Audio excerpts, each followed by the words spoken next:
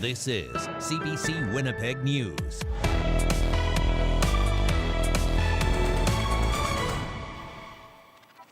Good evening. Thank you for joining us. Let's begin tonight with a word of warning for anyone traveling on the highways tonight.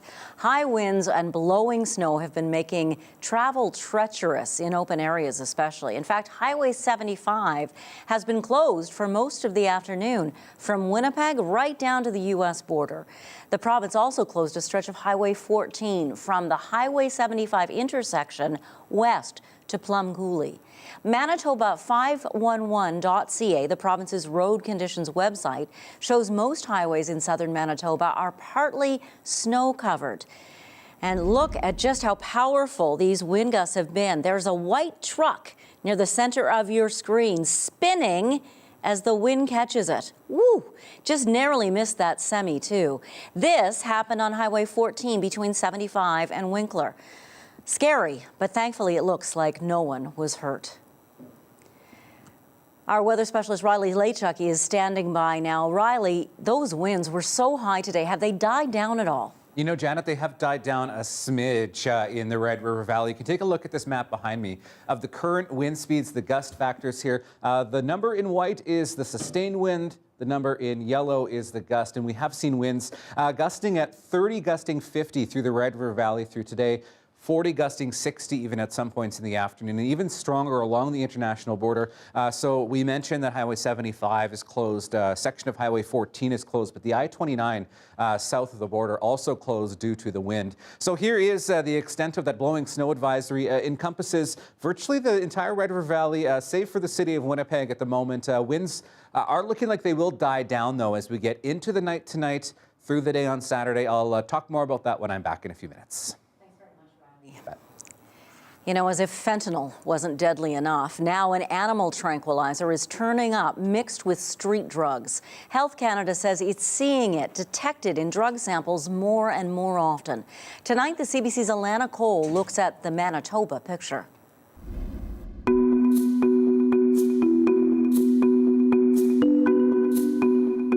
There's a drug that's prompting warnings in the U.S. and in other provinces in Canada. It's showing up here, too, so we spoke with experts in Winnipeg to find out more. The drug is called Xylazine. It's not approved for humans. It's a sedative used for animals, and it's being cut with other drugs like fentanyl. Just recently, Sunshine House issued this alert about a batch of down containing fentanyl and Xylazine being linked to 2 overdoses. The information came from a community member. So what does it do? I asked Corey Guest. He's a paramedic public education coordinator. So the sedative effects of Xylazine are really acute with humans. So the respiratory depression that we're seeing with sort of a generic fentanyl type overdose is definitely worse. Patients' heart rates can be quite low. Their ability to maintain their own airway can be compromised. Guest says while naloxone helps block the effects of opioids like fentanyl that are present during an overdose, there's no known antidote for Xylazine. He says the drug is also being linked to skin ulcers and infections. They're definitely thinking that the destructive tissue qualities of Xylazine is something that we are seeing. And again, I can tell you that in other jurisdictions, and there are harm reduction communities in Winnipeg that are reporting more wound infections, and they seem to be more prevalent. Can I tie that directly to Xylazine being in Winnipeg? I can't, but we know that that is a very pertinent side effect of that drug. So why is it showing up in the drug supply? I spoke with addiction specialist Dr. Jeanette Poulet. Cutting agents change over time. And so from a dealer perspective, they choose their cutting agents specifically for purposes, right? So it can induce more of a euphoria or that kind of pleasure sensation. It can cause a little bit more sedation and relaxation. And so it's not uncommon that we see veterinary medicines like this Xylazine, as well as other things like toad poisons, talc, a lot of products that actually can have dangers to humans. Right now, she couldn't say how common it is here. We probably don't have a clear picture. Often there's one or two cases that pop up, and then we get better at trying to detect it. And then that helps us to grasp a better picture of exact numbers. But essentially that would highlight to me that if we're seeing a couple cases, it's probably a problem. We do know that the Office of Manitoba's Chief Medical Examiner says it was present in at least 3 overdose deaths in 2022, including 2 in August and 1 in October. Sunshine House says they put an alert out so people know what's out there and how to respond. Alana Cole, CBC News, Winnipeg. The COVID pandemic brought with it court closures and restrictions. In-person proceedings were halted. For months, they were stopped. Some trials were put on hold. That's meant lengthy delays and cases being thrown out. Thousands of cases around the province are taking too long to be heard in court. It means people accused, sometimes of severe crimes, are walking free without ever facing a trial. CBC's Brittany Greenslade reports. It's a court of law where people are innocent until proven guilty. But in some cases, that proof is never needed because the case is thrown out before a judge has a chance to decide. It's bad for everyone. An accused has a right to be tried within a reasonable time frame, 18 months for provincial court cases and 30 months for more serious superior court cases, or the case can be thrown out. And it's happening every year in Manitoba because of delays. I think everybody is upset when we have delay motions that are successful because it's an indication the system isn't working. Data obtained by CBC News from Manitoba prosecutions shows delay motions were filed for 53 cases in Manitoba in the past 2 years. The Crown stayed 13 of those, and charges related to another 5 were dropped because of the lengthy delays, meaning charges in 18 cases were tossed and the accused went free because it took too long to go to trial, including the case of a former Red River College instructor who had child pornography charges against him dropped. Delay has a corrosive effect across the criminal justice system. Somebody who says, I'm innocent and I want to have my day in court, doesn't get an opportunity to clear their name. But some defense lawyers say that doesn't give the whole picture. According to last year's provincial court annual report, more than 3,000 cases took longer than 18 months to be heard by a judge, an increase of nearly 5.5%. Some cases get thrown out before a motion even gets filed. It's unfortunate when things can't be dealt with in the fashion that they should. Defense attorney Evan Reutenberg says it's an impact felt by both the accused and the victims, who end up feeling cheated. Justice not only has to be done, it has to be seen to be done, and it has to be seen to be done in a timely way. And he says it hasn't gotten any better. Between pandemic backlogs and an increase in prosecution and judge vacancies around the province, justice is being delayed for all sides. They all have a right to move on at some point, a right to know that this particular chapter of their life is closed, and through that closure, be able to garner some healing. And right now, many aren't getting that. Brittany Greenslade, CBC News, Winnipeg. A man charged with attacking 2 girls and a young woman has been released from custody. The first assault happened to an 11-year-old girl back in December. She'd just gotten back to her family's apartment in St. Vital after walking her dog when a man she didn't know approached her. Police say the man touched her in a sexual manner. He covered her mouth when she tried to scream for help, and then he ran off.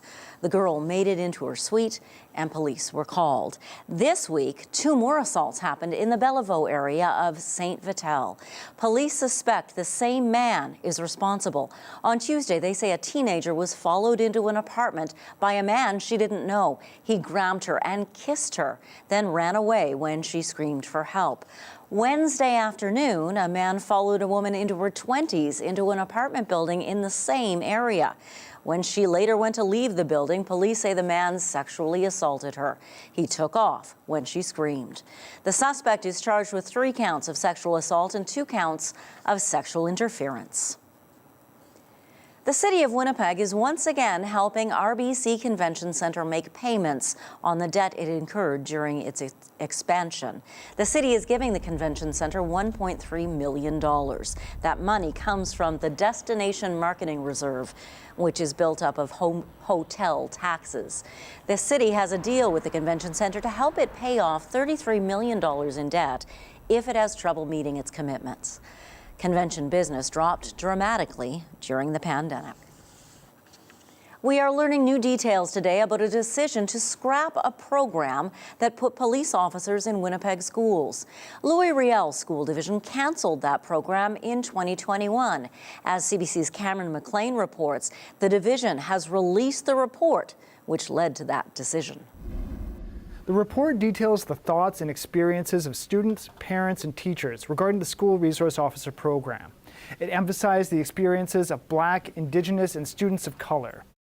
The author of the report, Fadia Nob, concluded the program exposes families to further risks, including unwanted and unwarranted police involvement in their lives.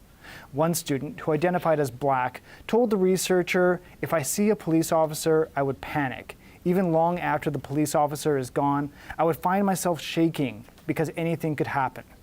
Large sections of the report have been blacked out.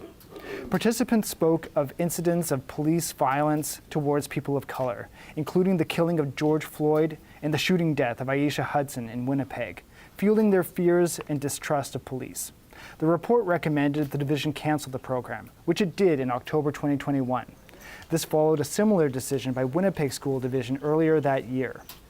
Louis Riel School Division declined to comment on the report. A spokesperson for the Winnipeg Police said the report is just one of many reviews of the program in its more than 20-year existence. Cameron McLean, CBC News, Winnipeg. A child protection organization is coming out in support of creating an online registry and disciplinary process for teachers. Bill 35 was introduced in Manitoba's legislature earlier this week. The legislation came under fire by the Manitoba Teachers Society.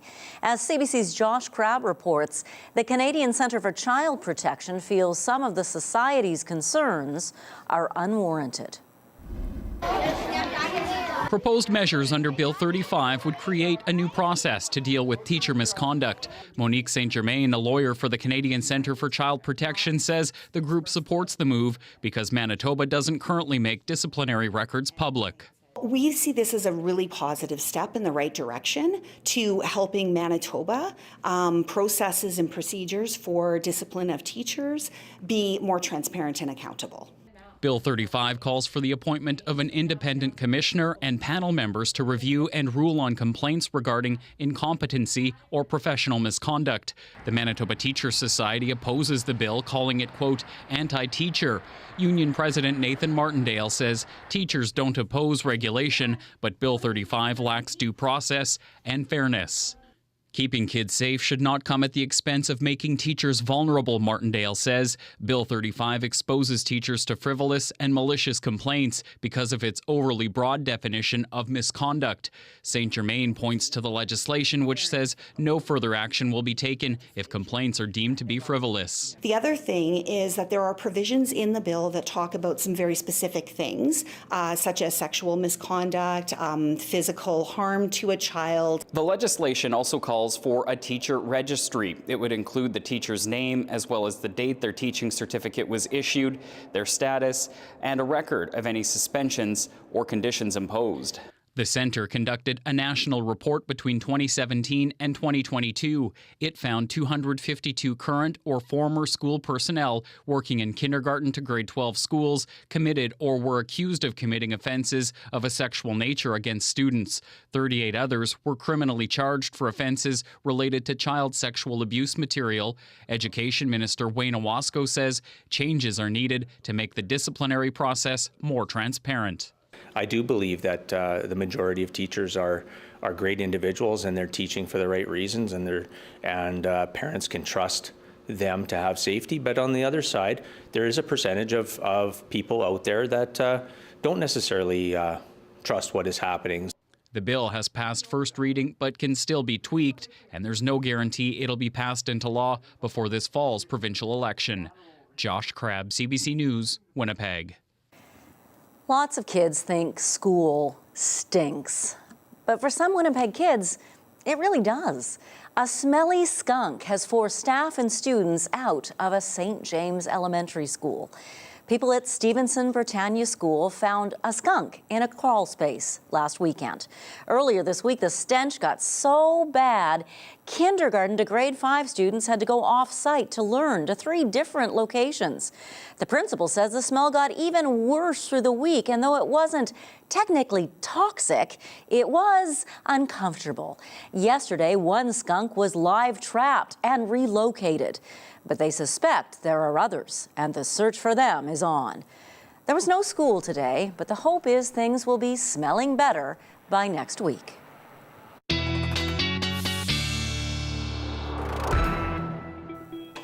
And the hope is the weather will be a bit better too. Yes, definitely. When do you think those winds will die down?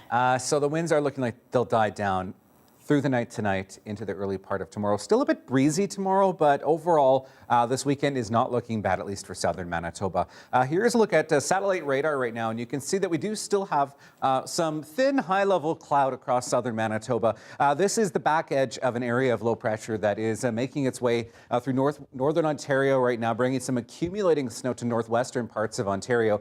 Behind that, though, bright sunshine as a ridge of high pressure builds in, and that's what will set up our pattern for the weekend here. So you can see this is all the cloud cover associated with that low moving out tonight. By the time we'll get first thing in the morning tomorrow, this area of high pressure has sunk a little bit further south, and around that bringing clear skies through the night tonight into the early morning tomorrow. So tomorrow's looking like it's going to be a much brighter day. Also, winds will be a lot calmer here in the Red River Valley than they were today. But the trade-off is temperatures tonight and through the weekend going to be a little bit on the cooler side. I'll talk about that in a moment. Saturday afternoon looking quite sunny as well. A little bit of snow from a weak disturbance moving through northern Manitoba. Starting Sunday, a bit on the cloudy side again. I think this maybe overdoes it a bit when it comes to cloud cover through the day on Sunday. I think that we'll see much sunnier skies as we head through the day on Sunday and into Monday. So overall, the weekend not looking too terribly bad as well. In terms of snowfall yet to come, still looking at a little bit of accumulation through northwestern Ontario as the night progresses, but in southern Manitoba, really this is just a trace amount. Some of the residual from the blowing snow that we've seen through the day today across the Red River Valley. So in terms of winds, this is kind of where we're at right now. The bullseye in the Red River Valley up towards Portage la Prairie, even seeing some of these stronger wind gusts. By the time we get to midnight tonight, we are going to see our winds dropping off slightly. Winds gusting 20 to 40 in Winnipeg, a little bit stronger still through the Red River Valley, and, you know, really calmer through southwestern Manitoba. Winds shift through the day on Sunday out of the southwest. So we'll see our winds changing direction and calming down a bit as we get through the day tomorrow as well. Minus 10 in the city right now, winds out of the north at 30, gusting to 40 or 50. This is an on-the-hour observation at the airport, so not necessarily what we're seeing continually. We are seeing some of those stronger gusts, especially through the open areas. Minus 18 tonight, a lot colder than we're used to for this time of the year, I think, at this point. Blowing snow, winds still gust to 40 tonight. Tomorrow, waking up to minus 17, mainly sunny skies, winds out of the northwest, and warming up to minus 7 tomorrow afternoon. This is a few degrees off normal, but bright sunshine is going to be nice tomorrow. Winds shifting around out of the southwest. We'll see them dropping off as we get into Sunday. High of minus 4 with a little bit of high-level cloud, nothing too major, though, and a mix of sun and cloud to start the next work week. Could be a bit breezy again on Monday, and temperatures like this look like they are going to continue as we get into the later part of next week. Right now in Churchill, it's minus 16 degrees, and I bring that up because our next story has to do with our friends in northern Manitoba, which have been named on Time Magazine's Greatest Places on Earth for 2023. So how do people in Churchill feel about that? I spoke with Dave Daly from Wapusk Adventures earlier today. Dave Daly, thank you for coming on the program tonight. Yeah, excited to be here. So, I mean, are you surprised to hear that Churchill has been named one of the greatest places in the world to start off with? Well, no, not really. I've been born and raised in Churchill, and I've been here most of my whole life, and it's a pretty amazing place. I've always said Churchill's the jewel of Manitoba. You know, we have a very amazing community here, and an ecosystem that gives us a lot of variety here. Now, you operate tours in northern Manitoba in Churchill. Tell me a bit about what you do and what you offer people who come to Churchill. Well, being Métis, I grew up in this area hunting, fishing, and trapping, and I'm very cultural. So dog sledding is very cultural for me, and so we offer experience at our dog yard where we bring tourists in and we give them an I did a mile dog sled ride, and we share a little bit about who we are and our culture and about our dogs. For someone who has never been to Churchill before, how do you describe what life is like and what the community is like? Well, our town is a frontier town. It's a remote community. You can only get in by train or plane or by boat. And we live a little different than any other Manitobans do. We can get on our skidoo out the front door. It's a wild place. Four-wheelers running all over in the summer, skidoos in the winter. People are around here are a lot of time out on the land, harvesting and we have a big Indigenous community here in Churchill, and it's a really, really friendly place. A lot of people come here and they can't believe how accepting we are to tourism here. Now, Churchill, of course, is known around the world for the polar bears, of course, but what else is there to see and do in the community? Well, right now we're at the end of our aurora season, so we do aurora viewing at my dog yard as well in the evening. In the summer, there's beluga whales, thousands of them in our estuary, and molting their skin. We have the fall season here now, fall colors, because the tundra just comes alive in the fall with all these amazing colors. And we also have bird watching. We have about 800 different species of birds that pass through here in the spring and in the fall. Now, I'm going to put you on the spot just a little bit here, but for someone who I guess has never been to Churchill and 30 seconds or less, why should we come and visit?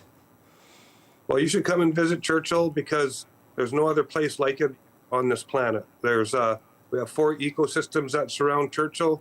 We're SeaWorld in the wild.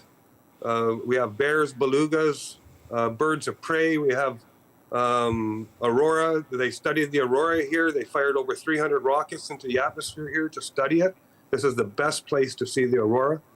And our community is very friendly and open to international market. Yeah, I mean, tell me about that. What is it like to see so many people from around the world, different countries, different cultures, come and experience what you guys have to offer? Well, because as we've been growing this tourism season, our seasons, it's been, the tour companies that come here and Frontiers North, Natural Habitat, Lazy Bear, Great White Bear. There's a lot of Indigenous tourism here in Churchill. And there's so much to do. And I think that all these people come here because of the reputation our community has out there in the world about how open and friendly we are. And we all give a great experience here in Churchill. For sure. You certainly give off the kind of vibe that it's a place that we all want to come and see. Dave, I thank you for your time, and I wish you all the best as you guys try and cater to all of our new friends who are coming to visit. Okay, yeah. Well, we're here waiting for them to come. 3 people have died after a stabbing in Montreal. Sources tell Radio-Canada they're members of the same family. We'll bring you the story after the break. You're watching CBC Winnipeg News.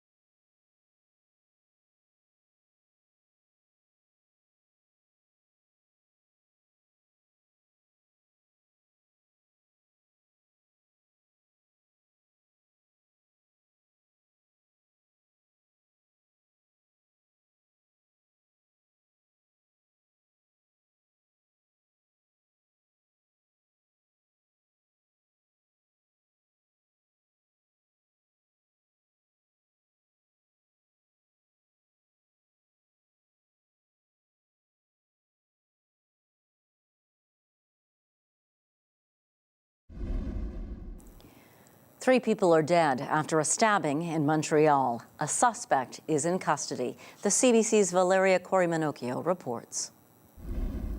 The arrest was caught on video by a passerby. 3 officers can be seen pinning a blood-covered man to the ground. He's barefoot.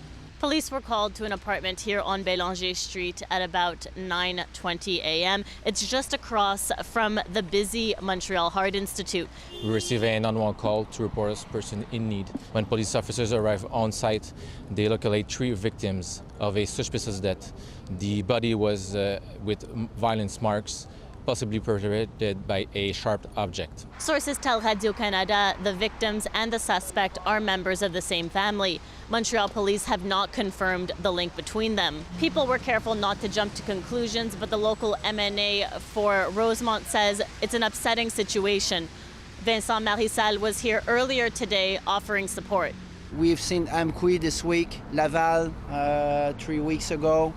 I mean, obviously, many people are in distress in our society, and we have to keep our eyes open, our mind open, and find some solution. As the investigation continues and people look for answers, psychological help is available for first responders who may need it. Valeria Corimanocchio, CBC News, Montreal. The investigation continues in Edmonton into the fatal shooting of 2 police officers yesterday. Constables Travis Jordan and Brett Ryan were shot and killed while responding to a family violence call. Police say the teenage suspect in the case killed himself and wounded his mother. CBC's Aaron Collins reports on community reaction. The day after 2 Edmonton police officers were shot and killed, this community is still reeling. Residents compelled to reach out any way they can. This line of flowers growing outside the West Division Police Station in Edmonton. People moved to come here to pay their respects to the 2 fallen officers. Anytime something like this happens, it hits so close to home, and every police officer gives so much of their time and of their family life and of their health, and some police officers give everything. The constables Travis Jordan and Brett Ryan worked out of this station. The 2 officers shot responding to a domestic call early yesterday. Investigators say it appears the 2 constables didn't even have time to return fire before being gunned down. Their deaths stunning this former Edmonton police officer. Not anticipated. And just speaking about it now makes it even more emotional, because it's not something you can really be prepared for. The colleagues of the fallen officers were also caught off guard. The last time a police officer in Edmonton died on duty was 2015. This wound still raw for Edmonton police, but the show of support from the community they've sworn to protect helps. This is impacting each and every one of us to our absolute core. We're feeling this, we're carrying this, we're owning this. So as police mourn the loss of 2 of their own, an Edmonton family is mourning too. The 16-year-old who killed the 2 constables killed himself as well. He also shot his mother, who remains in hospital. This tragedy, one that ripples across this city. Aaron Collins, CBC News, Edmonton. After the sudden retirement of the RCMP's first female leader, Ottawa named the interim commissioner today. The deputy commissioner will be in charge as the search continues for a permanent replacement. Michael Duhem has held prominent roles in the RCMP over the past 30 years. Brenda Lucky officially retires today after a controversial tenure. She faced allegations of political interference and was criticized for her response to accusations of sexism and racism within the RCMP. Ottawa says it's looking for someone committed to reforming the culture of Canada's national police force. An Ontario woman who claims she was scalded by a cup of tea is suing Tim Hortons. She alleges the cup was defective and the tea water too hot. CBC's Talia Ricci reports, but first a warning. This story contains graphic images of burned skin. It's tough.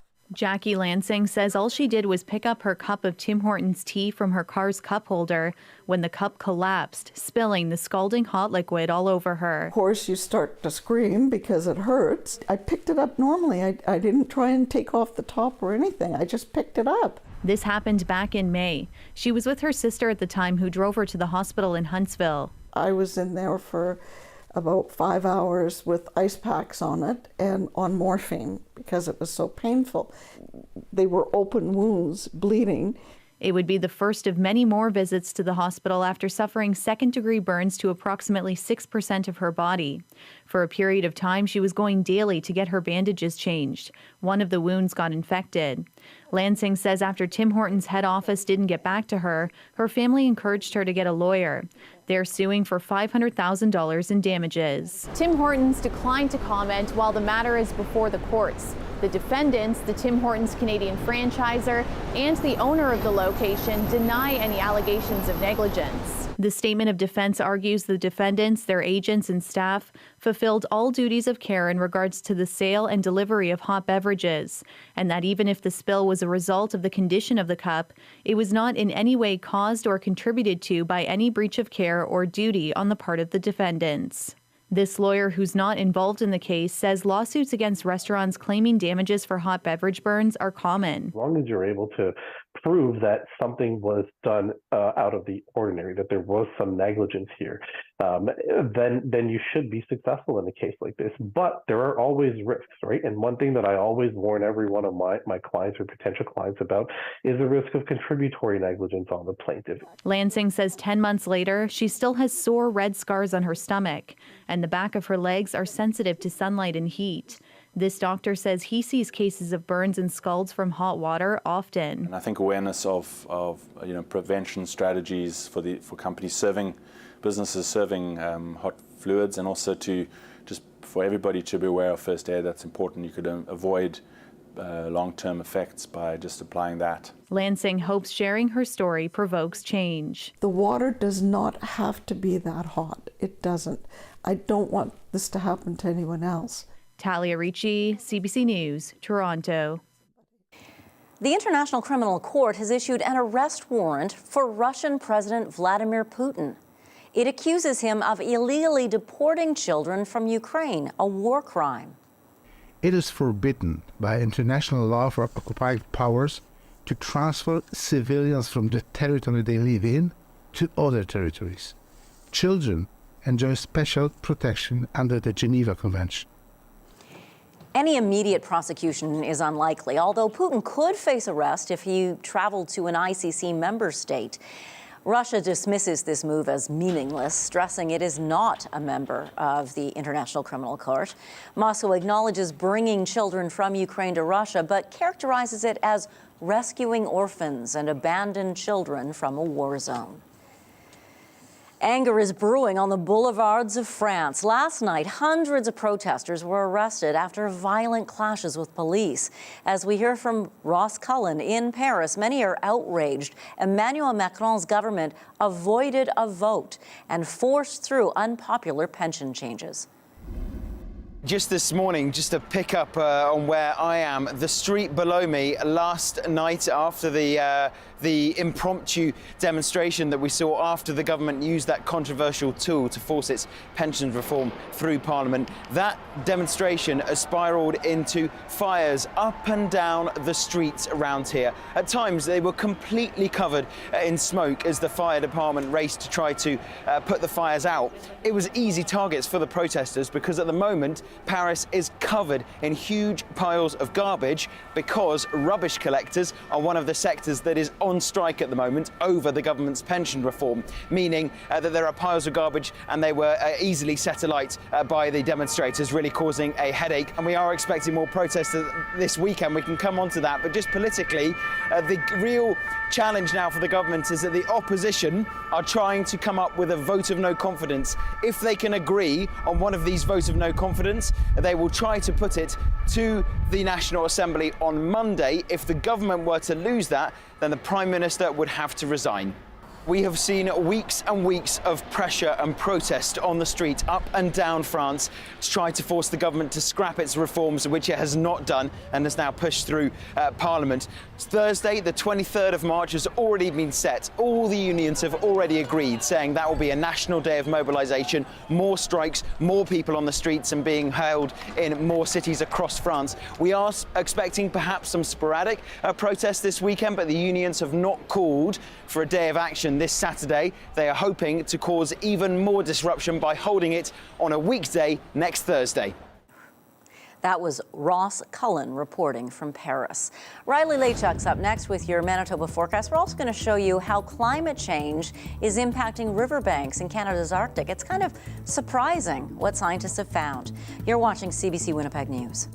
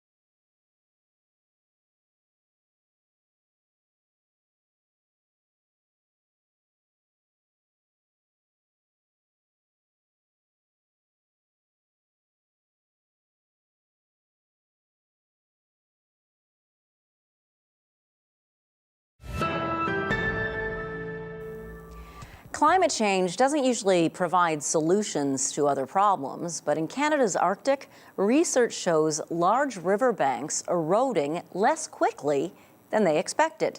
Newly flourishing plant species may be the reason. The CBC's Liney Lamberlink has the story. The Arctic willow can be a nuisance. An elder living in Norman Wells says it regularly needs to be cleared from cabins and trails in the NWT's Sawtoo region. The moose, they enjoy that. But for a human being, I think it's just getting harder for a person to get from point A to point B. But the Arctic willow is also getting credit for the power of its roots. This is satellite imagery of Big River on Banks Island in the NWT. Researchers used images like this to see how 10 big rivers in the Arctic have moved over the past 50 years. They were testing a long-held assumption in the scientific community that as the climate warms and permafrost thaws, riverbanks would erode and meander more.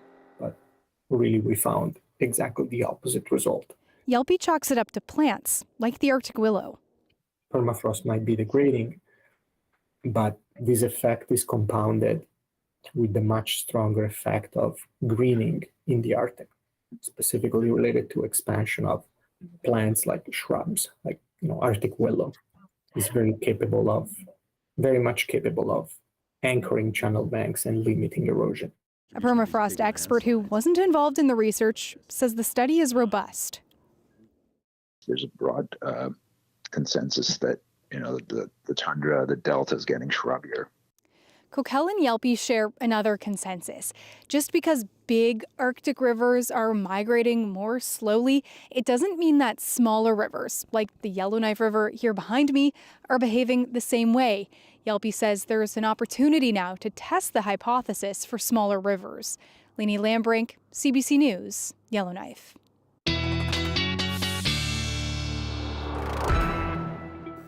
Our weather specialist Riley Laychuk joins us again, this time with a viewer photo. Yes, we have seen sunnier skies, and the skies, the sun rises and the sun sets with the different times that we've seen since the time change, right? Creating some gorgeous views. This one is from the Turtle Mountain area in the southwest of the province, close to the International Peace Gardens near Boissevain. This one comes to us from Deb. Gorgeous shot of the sunrise here. If you ever have any photos you want us to share with our audience like this one, talkback@cbc.ca is where you can send those. Okay, taking a look at our current temperatures right now. -10 in Winnipeg and just outside the city, a little bit cooler to the south. This is where we're seeing some of that blowing and drifting snow. -14 west in Eli, looking further west, a little bit warmer in Brandon this hour at -9. -12s in Dauphin and Swan River. The thing is, we're going to see clear skies tonight, which is really going to allow the colder temperatures, the heat that we generated through the day to escape, and temperatures are going to be a lot colder into this evening, especially in the southwest. We'll get to that in a moment. -9 in Norway House, -10 in Thompson, -11 this hour in the Pas. Okay, taking a look at our forecast, here's the remnants of that low pressure system that brought all that snow to northwest Ontario and back to the west here. Sunshine around that high pressure system that we are going to see moving into the night tonight, into the day tomorrow. For northwestern Ontario tonight, -14 in Fort Frances, -16s for Kenora and Dryden. Could see some periods of light snow continuing still through northwestern Ontario tonight. Into southeastern Manitoba. This is where we're going to see the winds, especially through Winnipeg, Emerson, over towards Steinbach. A little bit less windy into the southeast corner of the province, but still quite breezy tonight. -17s for both Winnipeg and Gimli, as well as out into eastern Manitoba. Into the southwest, this is where we're going to see the coldest temperatures tonight in the province, down to -26 in Brandon tonight, -22 in Dauphin, and that's because we'll see some clearing through the night tonight. Swan River, clear skies, -21 overnight tonight. And in northern Manitoba, we are expecting cold temperatures as well. For the most part, we're going to see clearer skies across northwestern Manitoba. Could see some light snow through Island Lake tonight with -18. We do have a chance of flurries, Lynn Lake, Thompson, over toward Gilliman Island Lake tomorrow. Otherwise, bright sunshine for Flin Flon and the Pas. Temperatures at or above 0 tomorrow. So it's going to be quite nice in parts of northern Manitoba. Same with the south, bright sunshine across the southwest. Not a lot to talk about. -8 in Brandon, -3 in Dauphin, -7s toward the south central part of the province. The Red River Valley, nice day tomorrow as well. Mainly sunny skies, -7 in Winnipeg, -8 in Steinbach and Sprague. And in northwestern Ontario, chance of a lingering flurry in the morning. Otherwise, a mix of sun and cloud and temperatures at -4. Thanks, Riley. No problem. It's a 20-meter high ice tower in St. Boniface.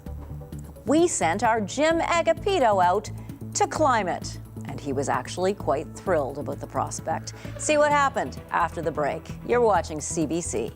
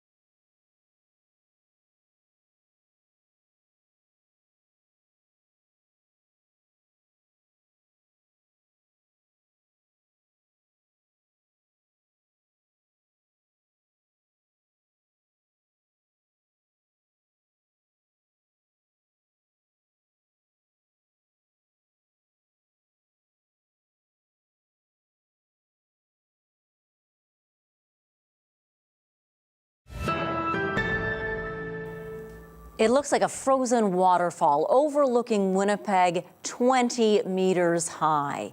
It's an adventure to anyone who dares climb it and claims to be North America's original ice climbing tower, one of the highest in central Canada. The ice tower at Club d'Escalade de Saint-Boniface provides a clear view of Winnipeg's downtown skyline. It's open to beginners and to expert climbers alike. CBC's Jim Agapito had a chance to try climbing that tower under the guidance of volunteer Kyle Jaworski. I'm in St. Boniface to climb one of the only ice towers in Canada. Look at that monstrosity.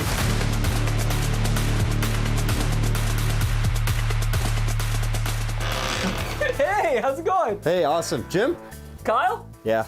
Nice to meet you, man. You too. Okay, so where are we? We are at the Club d'Escalade de Saint-Boniface, and this is our ice tower.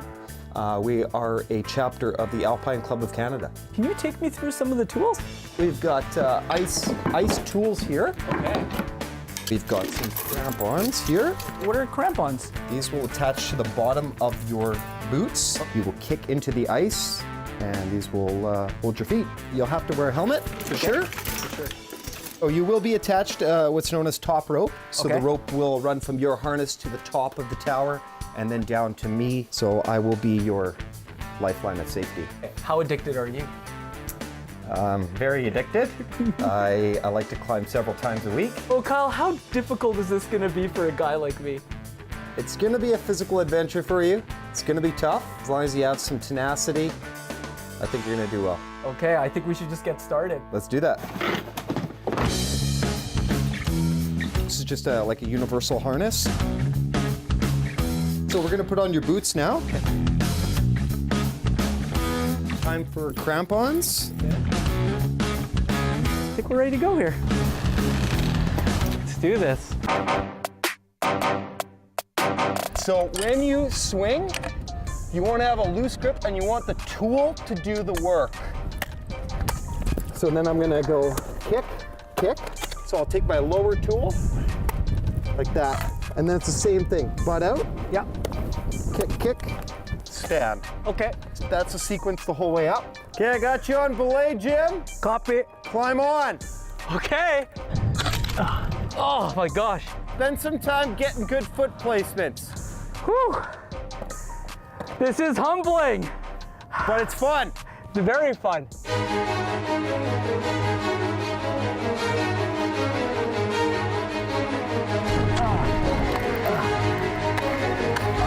Yeah, get some good feet. That's a great spot to get some good feet. Right up against the wall, pelvis in, shoulders out a bit. Kyle, this is a challenge. It's definitely tiring. It's very tiring. Woo! Almost there, bud. Oh my gosh. You got it, man. Oh man. Oh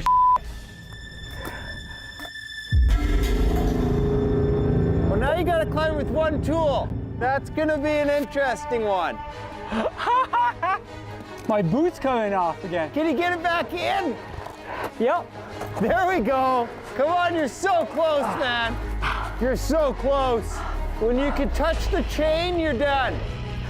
Can you see the chains? Yep. That's the end. Done. Right on. Woo! There you go. Woo! Woo! With one act, buddy. I will say, that is one of the hardest things I've done in a long time, man. Thank you for that push, man. No problem. I'm glad you wanted me to do it. Man, right on. Give me a high five. That's awesome, man. Okay.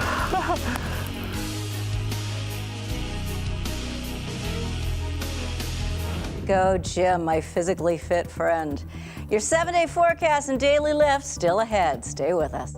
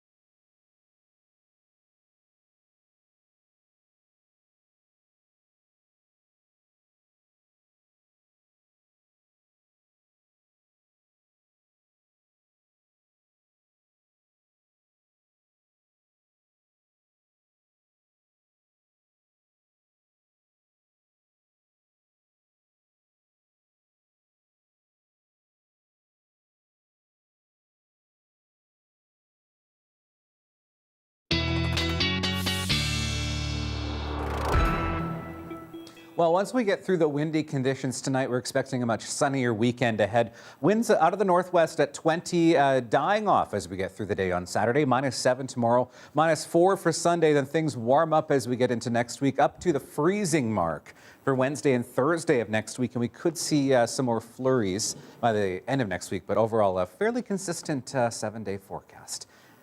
Well, this next story is being called a truly Canadian act of kindness by many on social media. It happened when a driver forgot they left a cup of coffee on the roof and drove away.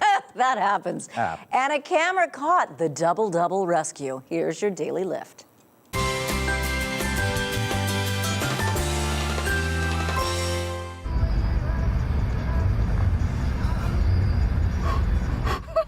That's the most Canadian thing I've ever seen. I saw this car drive by with a coffee cup stuck to the roof. And I thought, oh my goodness, it's going to spill or cause an accident. And I kind of just turned my phone to the side. Another car rushed up beside it. I saw the coffee on his car. Actually, I wrap cars, and that's actually why I noticed it, because I didn't want the paint to get damaged from the coffee. I immediately thought, this is the most Canadian thing I've ever seen. Someone jumping out of their car in the freezing cold to save another person's Tim Hortons. I think everybody's left like a coffee or something on the roof before, right? I put my four-ways on, just kind of ran over and gave a little tap. So, I gave him his coffee. He's like, hey, right on, bro. So nice. I think it's hilarious that people are saying that it's a true Canadian heritage moment, and they're saying it's like a Canadian hero thing. I just think it's so funny. You don't mess with a Canadian person's Tim Hortons. Here's your drink, sir. It is so nice. So nice. Save the coffee and save the paint job. Save the coffee, save the paint job, save the day. There you go. I hope you have a fabulous weekend. Thanks for being with us tonight. Riley's back at 11. Yes. Have a great weekend. Good night.